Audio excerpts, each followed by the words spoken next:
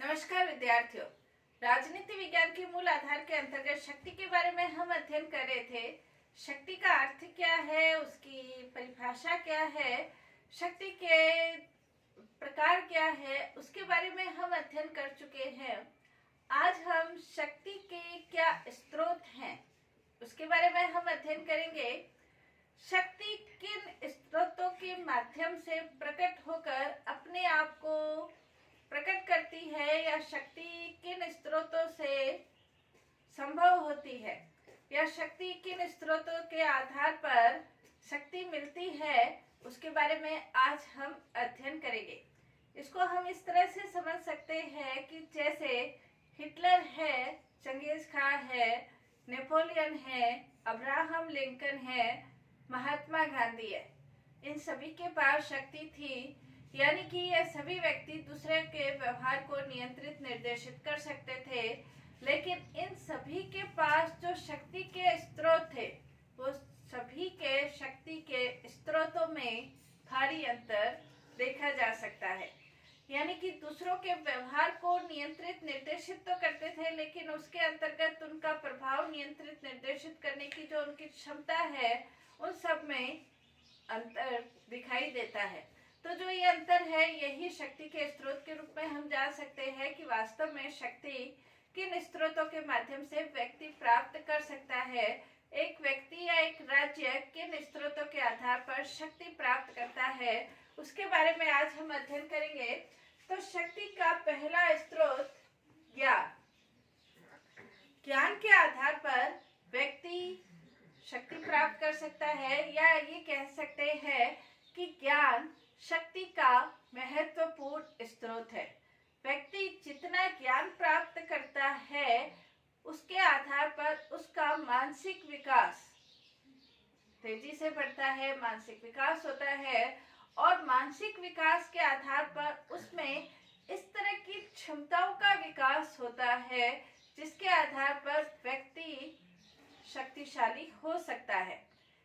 मानसिक आधार पर मानसिक रूप से व्यक्ति जब शक्तिशाली होता है, यानी कि ज्ञान के आधार पर जब मानसिक परिपक्वता को व्यक्ति प्राप्त करता है, तो उसके आधार पर उसमें नेतृत्व क्षमता का विकास होता है, निर्णय लेने की क्षमता का विकास होता है। वो दूसरों के व्यक्तित्व को या दूसरों को प्रभावित करने की उसमें क्षमता होती है, या अपनी बात को वो इस ढंग से पेश करता है, अभिव्यक्त करता है कि दूसरा व्यक्ति उससे प्रभावित हो जाता है। तो ज्ञान के आधार पर ही व्यक्ति में नेतृत्व क्षमता, निर्णय क्षमता या सहन शक्ति, या कह सकते हैं मानसिक परिपक्वता, इन गुणों का विकास होता है, जिससे व्यक्ति शक्तिशाली बन सकता है। इसके अलावा प्राप्तियां, जहाँ ज्ञान मानसिक स्तर पर व्यक्ति को शक्तिशाली बनाता है, प्राप्तियां बाहरी स्तर पर यानी कि भौतिक स्तर पर व्यक्ति शक्तिशाली बनता है। बाहरी स्तर पर, या कह सकते हैं कि भौतिक आधार या भौतिक स्थिति जब व्यक्ति प्राप्त करता है तो वो शक्तिशाली हो सकता है। लेकिन प्राप्तियों को शक्ति का एक स्रोत माना जा सकता है, एकमात्र स्रोत नहीं माना जा सकता है। प्राप्तियों के अंतर्गत यदि हम देखें तो व्यक्ति के पास भौतिक चीजें कितनी है, भौतिक स्थिति या भौतिक प्राप्तियां उसके पास कितनी है, आर्थिक स्थिति उसकी किस प्रकार की है, किन संपत्तियों का वो स्वामी है, या सामाजिक स्तर पर उसका स्टेटस, सामाजिक लेवल क्या है, इस आधार पर भी व्यक्ति की सामाजिक स्थिति निर्भर करती है। इसके अलावा हम ये देख सकते हैं कि सामाजिक स्तर के अंतर्गत व्यक्ति का समाज में जो स्तर है, समाज के अंतर्गत उसका जो भाग है या सामाजिक उसका जो जीवन है, उसमें व्यक्ति का क्या स्थान है, उसके आधार पर भी व्यक्ति शक्ति का प्रयोग करता है। इसके आधार पर हम देख सकते हैं कि व्यक्ति के पास जितना ज्यादा धन है, तो व्यक्ति उस धन का प्रयोग करते हुए व्यक्तियों के व्यवहार को अपने अनुसार नियंत्रित और निर्देशित कर सकता है। लेकिन कई बार हमें ये देखने को मिलता है कि जिसके पास धन है वो भी शक्ति का प्रयोग नहीं कर सकता है, या किसी के धन से व्यक्ति दूसरे के व्यवहार को परिवर्तित नहीं कर सकता, नियंत्रित नहीं कर सकता। और कई बार ऐसा होता है कि किसी व्यक्ति के पास धन नहीं भी होता तो भी वो दूसरों के व्यवहार को नियंत्रित कर लेता है।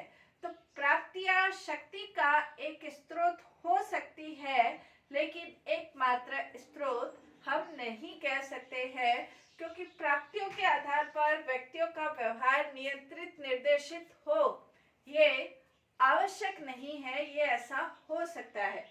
तीसरा इसके अंतर्गत संगठन। संगठन के बारे में ये कहा जाता है कि संगठन ही शक्ति है। जब व्यक्ति संगठित रूप से होकर अपनी बात को कहते हैं तो उसमें शक्ति अवश्य ही शामिल हो जाती है। संगठन शक्ति का एक स्रोत है और इसी कारण से विभिन्न प्रकार के वर्ग अपना संगठन बनाकर अपनी बात को कहते हैं। जैसे मजदूर संघ हो गया, या व्यापारी संघ हो गया, या युवाओं का संघ, महिलाओं का संघ, छात्रों का संघ। ये विभिन्न प्रकार के संघ होते हैं और ये संगठन बनाकर जब अपनी बात को कहते हैं, संगठन के आधार पर अपनी बात को कहते हैं, तो उसमें शक्ति होती है और उसकी बात को माना जाता है। तो संगठन भी शक्ति का एक स्रोत है। इसके अलावा आकार भी शक्ति का एक स्रोत माना जाता है। जैसे ये कहा जाता है कि जितना बड़ा आकार होता है उसमें उतनी ज्यादा शक्ति होती है। तो आकार का तात्पर्य यह है, जैसे कोई राजनीतिक दल है, उसके पास अपने राजनीतिक दल के पास अपने सदस्यों की संख्या यदि बहुत ज्यादा है तो उस राजनीतिक दल को शक्तिशाली माना जाता है, बजाय उसके जो इसके पास सदस्य संख्या कम है। इसके अलावा आकार के अंतर्गत हम देख सकते हैं कि जैसे कोई देश है, कोई राज्य है, उसका क्षेत्रफल की दृष्टि से यदि उसका आकार ज्यादा है तो उसे शक्तिशाली माना जा सकता है। लेकिन जो राज्य जितना बड़ा होगा या जो राजनीतिक दल के पास जितनी ज्यादा संख्या होगी वो शक्तिशाली होगा ही, ये निश्चित रूप से नहीं कहा जा सकता, लेकिन ये एक तत्व हो सकता है। तो आकार भी शक्ति का एक स्रोत है। नेक्स्ट, विश्वास। अगर किसी राजनीतिक शक्ति में, राजनीतिक व्यवस्था के प्रति, राजनीतिक विचारधारा के प्रति, राजनीतिक व्यक्ति के प्रति, नेता के प्रति यदि लोगों में विश्वास है तो वो भी एक शक्ति का स्रोत माना जाता है। अगर विश्वास नहीं है, लोगों का उसमें विश्वास नहीं है, फिर शक्ति दमनात्मक रूप ग्रहण कर लेती है। लेकिन जहाँ विश्वास है वहाँ स्वतः ही व्यक्ति अपने राजनीतिक नेता का या राजनीतिक व्यक्ति का, राजनीतिक व्यवस्था का, राजनीतिक आज्ञाओं का, कानूनों का स्वतः ही पालन करते हैं। तो विश्वास भी शक्ति का एक महत्वपूर्ण स्रोत माना जा सकता है। लेकिन इन सभी के संदर्भ में मैकाइवर के अनुसार हम ये कह सकते हैं कि शक्ति उन परिस्थितियों के ऊपर निर्भर करती है जिन परिस्थितियों में उसे कार्य करना है। यानी कि जैसी परिस्थितियां हैं उन परिस्थितियों के अनुसार कोई राजनीतिक दल, राजनीतिक नेतृत्व, नेता उन परिस्थितियों को किस प्रकार से हैंडल करता है, यानी कि किस प्रकार से उन परिस्थितियों में सफल होता है, असफल होता है, तो उस आधार पर वो परिस्थितियां भी राजनीतिक शक्ति को कम या ज्यादा कर सकती है। उन परिस्थितियों के आधार पर जिन परिस्थितियों में व्यक्ति को कार्य करना है, शक्ति का ये भी एक स्रोत है कि वो परिस्थितियां व्यक्ति की शक्तियों को, जिन परिस्थितियों में उसे कार्य करना है, यानी कि नकारात्मक परिस्थितियों के अंतर्गत जब व्यक्ति कार्य करता है, नेतृत्व कार्य करता है, नेता कार्य करता है और उन परिस्थितियों पर वो सफलतापूर्वक अपनी विजय हासिल कर लेता है तो उसकी शक्ति कई गुना बढ़ जाती है। जैसे 1965 का जब पाकिस्तान का आक्रमण हुआ था, तो उस समय जब लाल बहादुर शास्त्री ने सकारात्मक निर्णय लेकर परिस्थितियों के ऊपर जैसे अपनी विजय प्राप्त की थी, तो उनकी शक्ति कई गुना बढ़ गई थी। तो जिन परिस्थितियों में कार्य करना होता है, मैकइवर ये कहते हैं कि उससे शक्ति का पता चलता है। तो ये शक्ति के विभिन्न प्रकार के स्रोत है, जिसे हम कह सकते हैं मानसिक रूप से भी, जैसे ज्ञान के आधार पर व्यक्ति शक्ति प्राप्त कर सकता है, प्राप्तियों के आधार पर, आकार के आधार पर, संगठन के आधार पर, विश्वास के आधार पर, ये विभिन्न प्रकार के स्रोत शक्तियों के संदर्भ में हम देख सकते हैं। लेकिन ऐसा नहीं है कि व्यक्ति शक्तिशाली होने पर या शक्ति होने पर व्यक्ति अपनी शक्ति का विभिन्न प्रकार के स्रोत थे, लेकिन ऐसा नहीं है कि कोई व्यक्ति शक्ति का असीमित रूप से शक्तिशाली है। उसके पास ज्ञान भी है, प्राप्तियां भी है, आकार भी है, संगठन भी है, विश्वास भी है, लेकिन फिर भी क्या व्यक्ति शक्ति का असीमित रूप से प्रयोग कर सकता है? क्या राजनीतिक नेतृत्व शक्ति का असीमित रूप से प्रयोग कर सकता है? शक्ति के प्रयोग के ऊपर विभिन्न प्रकार की सीमाएं हैं। तो शक्ति के ऊपर क्या सीमाएं हैं? तो उसके अंतर्गत हम कह सकते हैं इतिहास और परंपराएं। हर देश का अपनी एक इतिहास होता है, अपनी कुछ परंपराएं होती है। उन परंपराओं के आधार पर ही राजनीतिक नेतृत्व या राजनीतिक व्यक्ति शक्ति प्राप्त करते हैं। जैसे इंग्लैंड के अंतर्गत सम्राट के नाम पर सारी शक्तियां लिख दी गई है, लेकिन वहां पर ये परंपरा है, सम्राट के नाम पर सारी शक्तियां हैं, लेकिन वहां पर ये परंपरा है, लिखा हुआ नहीं है, संविधान नहीं है। ये परंपरा है कि सम्राट उन शक्तियों का प्रयोग नहीं करता है, प्रधानमंत्री उन शक्तियों का प्रयोग करता है। तो जो सम्राट है वो उन परंपराओं से बंधा हुआ है, हालांकि उसके पास शक्ति है, लेकिन फिर भी उन शक्तियों का प्रयोग नहीं करता है परंपराओं के आधार पर।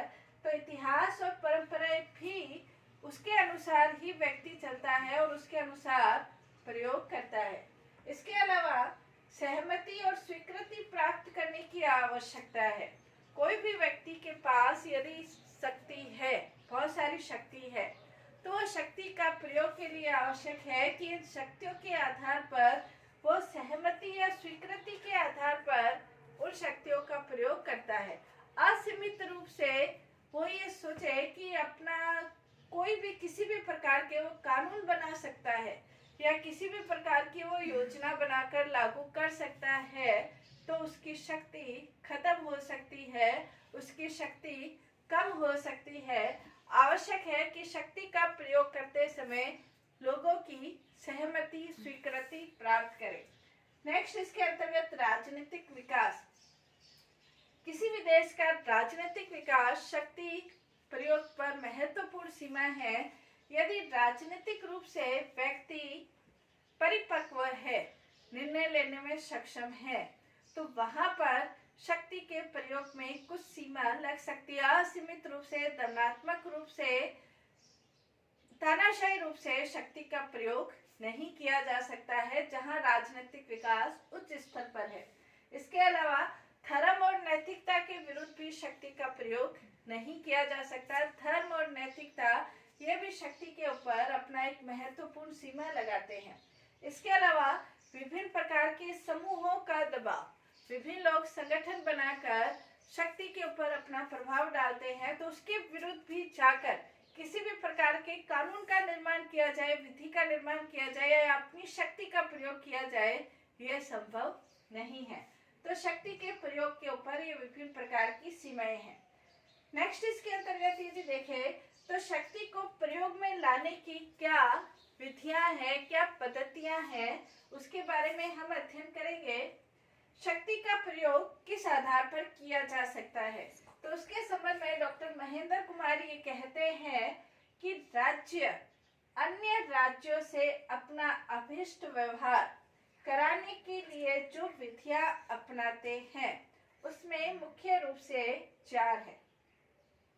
पहला है अनुनय, दूसरा है पुरस्कार, तीसरा है दंड और नेक्स्ट है बल।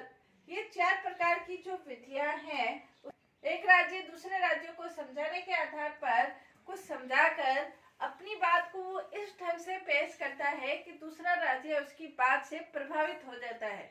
समझाकर, अनुनय करके या इस बात को अपनी चातुर्य के आधार पर अपनी बात को कहकर वो दूसरे राज्यों को प्रभावित कर लेता है। दूसरा, प्रलोभन के आधार पर राज्यों को कुछ प्रलोभन देकर, कर का प्रलोभन देकर, आर्थिक प्रलोभन देकर या कुछ जमीन इत्यादि देकर भी दूसरे राज्यों को प्रभावित किया जा सकता है। फिर है दंड के आधार पर, यानी कि शक्ति के आधार पर। यहाँ शक्ति के प्रयोग की धमकी दी जाती है, शक्ति का प्रयोग नहीं किया जाता है, तो उस आधार पर भी राज्यों को प्रभावित किया जा सकता है। नेक्स्ट, बल शक्ति के आधार पर। जब ये तीनों शक्तियां अपना कार्य नहीं करती तो नेक्स्ट शक्ति बल प्रयोग की शक्ति के आधार पर, यानी कि बल प्रयोग का हम कह सकते हैं कि युद्ध के आधार पर दूसरे राज्यों को प्रभावित करने की कोशिश की जाती है।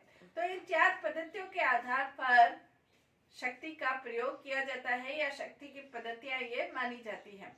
तो शक्ति के बारे में या शक्ति के स्रोत क्या है उसके बारे में हमने अध्ययन किया। शक्ति के प्रयोग पर क्या सीमाएं हैं और शक्ति किन पद्धतियों के माध्यम से प्रयोग की जाती है उसके बारे में आज हमने अध्ययन किया। धन्यवाद।